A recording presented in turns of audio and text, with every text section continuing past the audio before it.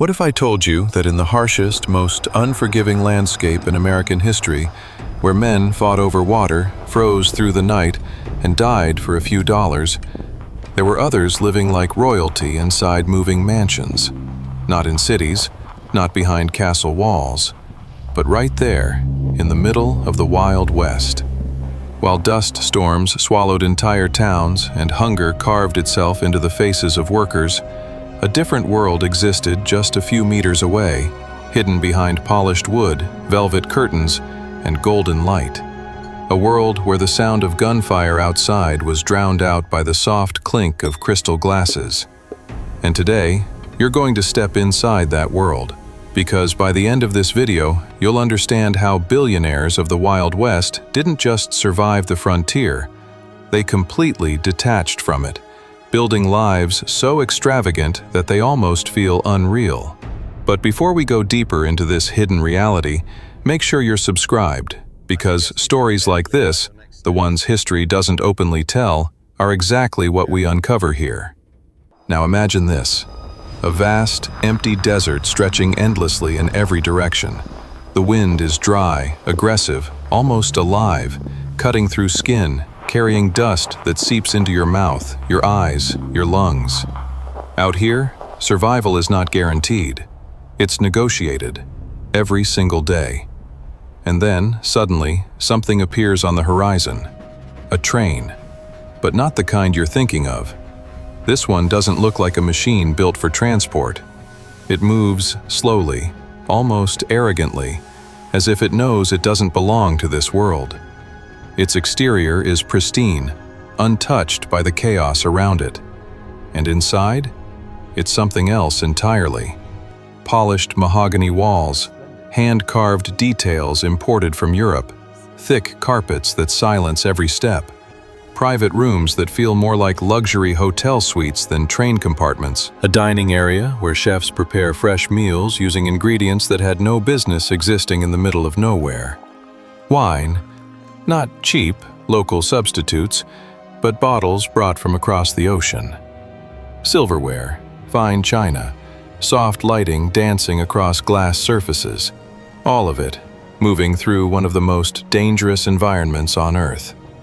These weren't just trains, they were private kingdoms on wheels. The men inside them rarely stepped outside. They didn't walk through mud, they didn't stand in line. They didn't experience the West the way everyone else did. To them, the frontier was not a struggle, it was a backdrop, a moving painting.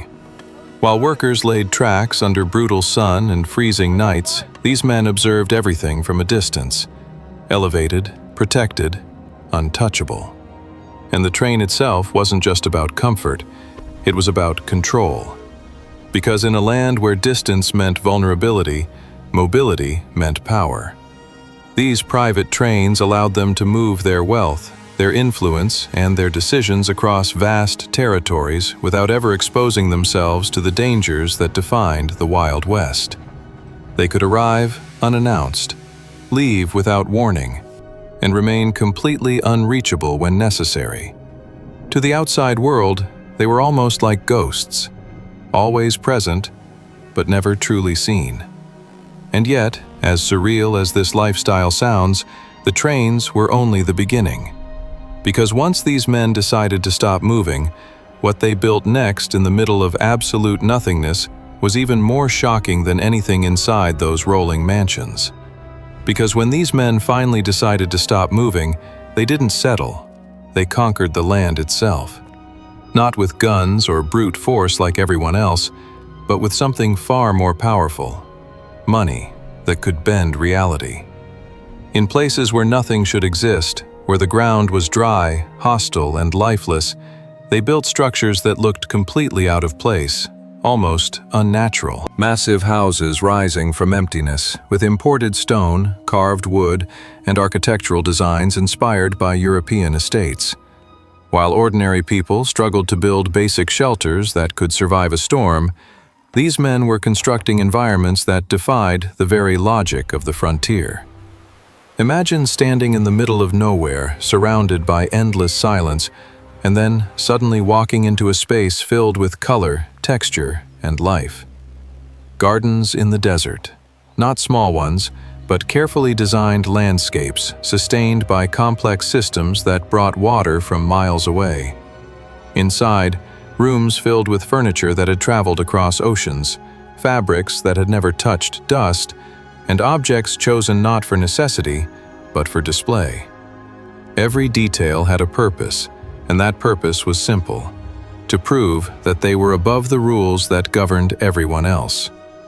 Their daily lives followed a completely different rhythm. While workers woke up before sunrise to face another day of exhaustion, these men woke up in silence, surrounded by comfort. Meals were prepared for them, decisions were made from within controlled environments, and even the harshest elements of nature were filtered out before they could ever reach them. The outside world still existed, of course, but it felt distant, almost irrelevant, like a problem that belonged to someone else. And that's exactly how they wanted it. But this wasn't just about luxury, it was psychological. Controlling the environment meant controlling perception. If you could create comfort in the middle of chaos, you weren't just surviving the Wild West, you were rewriting it. You were turning one of the most brutal places in history into something that worked for you, instead of against you. And that kind of power didn't go unnoticed. Because while these mansions stood as symbols of dominance, they also became something else: targets. Think about it. In a land where most people had almost nothing, these isolated palaces represented everything: wealth, resources, protection, excess. And the more visible that contrast became, the more dangerous it was to maintain. You weren't just rich, you were exposed. Every light shining at night, every delivery arriving from afar, every sign of abundance was like a signal cutting through the darkness, telling the world exactly where you were. So the question is, how do you protect something like that in a place where law barely exists, where distance delays help, and desperation drives people to do things they normally wouldn't? Because as controlled and perfect as these environments seemed on the inside, outside, something was already beginning to move. Outside those walls, the Wild West never stopped being what it truly was: unpredictable, volatile, and always watching. And the richer you were, the more attention you attracted. These men understood that luxury without protection was nothing more than an invitation, so they began to build a second layer to their world, one that was far less elegant but far more necessary. Armed guards became part of daily life, not as a precaution, but as a constant presence. Men positioned at entrances, patrolling perimeters, watching the horizon not for beauty, but for movement. Because out there, danger didn't announce itself. It crept in slowly, blending into the landscape until it was too late. A distant figure on horseback could be nothing, or everything. A shadow moving near the edge of a property could mean nothing more than wind, or the beginning of something irreversible. And in a place where response time could mean the difference between control and chaos, these men created systems that allowed them to stay one step ahead. Routes were planned carefully, movements kept discreet, information tightly controlled. Even their own staff often knew only fragments of what was happening, ensuring that nothing could be easily predicted. But even with all that, there was something they could never fully eliminate: fear. Not the kind that paralyzes, but the kind that lingers in the background, shaping decisions, influencing behavior. Because no matter how fortified a place was, no matter how many men stood guard, the reality of the Wild West remained the same. There was always someone willing to risk everything for a chance at taking what you had. And sometimes, that someone wasn't just a lone outlaw. It was a group, organized, patient, waiting for the right moment.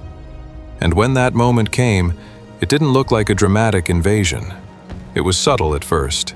Disruptions, delays, supplies that didn't arrive on time. It didn't just test their security, it exposed something much deeper, something these men had been trying to ignore from the very beginning. It exposed the one thing they could never truly buy: control over reality itself. Because when everything started to go wrong, it didn't happen all at once. There was no single moment where the world collapsed. It was slower than that, quieter, almost invisible at first. A delay here, a failed delivery there, a route that suddenly became unsafe, and then another, and another, until the system they depended on so heavily began to fracture under its own weight. You have to understand something. None of this luxury existed naturally in the Wild West. Every piece of comfort had to be brought in, maintained, protected. Water didn't flow freely where these mansions stood. Food didn't grow nearby. Materials didn't come from the land itself. Everything depended on movement, coordination, and stability. And the moment any of those elements failed, the illusion started to break. Inside, everything still looked perfect. The carpets were still clean, the lights still warm, the tables still set. But behind that appearance, something had shifted. Supplies were running thinner. Choices became more calculated. What once felt endless now had limits. And that's when the first real cracks appeared, not in the walls, but in the mindset. Because these men weren't used to adapting, they were used to commanding. Out there, far from cities, far from structured systems, their power had boundaries. And when those boundaries were tested, they couldn't always respond the way they were used to. Money couldn't instantly fix distance. It couldn't force time to move faster. It couldn't stop people from turning against them. And slowly, the environment they thought they had mastered began to remind them of something brutal. They were still inside the Wild West. The same land that swallowed the weak didn't care how rich you were. And when pressure kept building, it started to reveal something even more uncomfortable. The more isolated these men became, the more disconnected they were from the reality outside.